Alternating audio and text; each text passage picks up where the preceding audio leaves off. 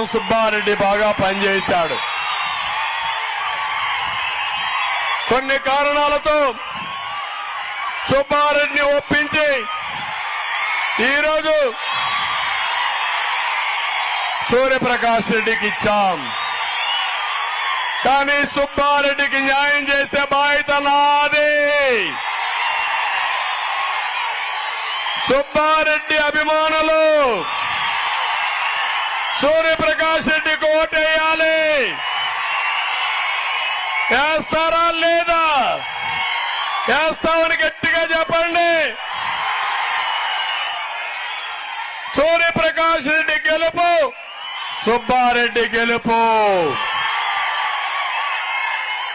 అప్పుడే సుబ్బారెడ్డిని కూడా నేను ఒకటి హామీ ఇస్తున్నా, నాతో కలిసిన వ్యక్తి, బాగా పనిచేసిన